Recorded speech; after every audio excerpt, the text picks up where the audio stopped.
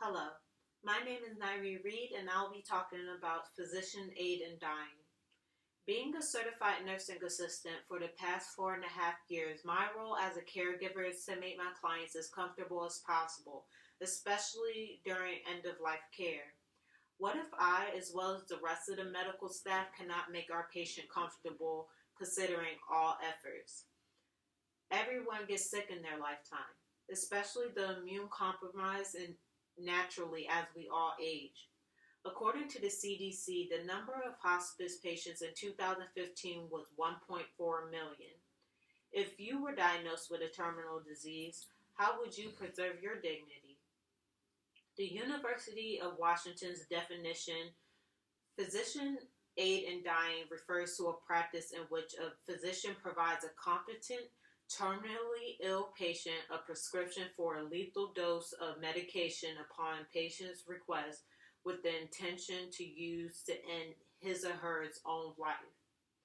Today I will inform you how physician-assisted suicide can relieve persistent suffering.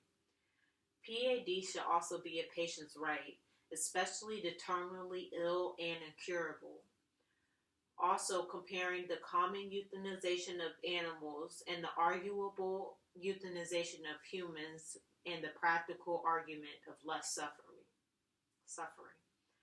According to the University of Washington, physician aid in dying may be a compassionate response to continual suffering.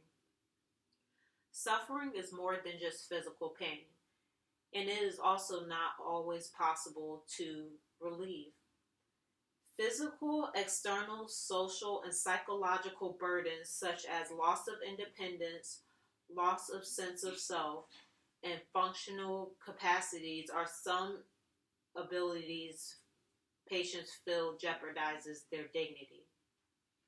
According to a qualitative study, the perspectives of patients who request assistance in dying, some patients state that the wish of dying stems from unbearable pain, a combination of pain, distress, and loss of functioning. For many, social factors such as being a burden to others, making loved ones suffer, or being dependent and in need of help were another cause of suffering and a reason for physician aid in dying. Legalization of PAD would promote open discussion and may promote better end-of-life care, as patients and physicians could more directly address concerns and options. Aside from individual suffering, let's think of our pets and loved ones to form another perspective. We put our pets to sleep because we love them and don't want to prolong their suffering if it means to keep them alive. But if we do the same for ourselves or our loved ones, some would consider it inhumane. Some may not want to admit it, but the longer suffering is prolonged, the more money the health industry makes. It costs to lay in the hospital bed and undergo life-sustaining procedures, even if we know what's to come from terminal illness. John Rem, the husband of a retired American public radio talk show host, Diane Rem, endured a slow decline from Parkinson's disease in 2014. He wished for the physician to aid him in dying, but since it was illegal, his doctor encouraged him to stop eating, drinking, and taking life-sustaining medication. It took him 10 days to pass from dehydration and starvation.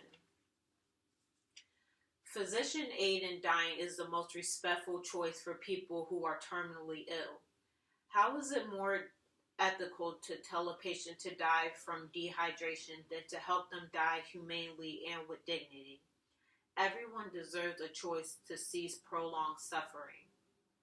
In closing, I would like to quote Yolandi, the central character in the book All My Puny Sorrows. Yolandi says the core of the argument for assisted suicide is maximizing individual anatomy and minimizing human suffering. Thank you.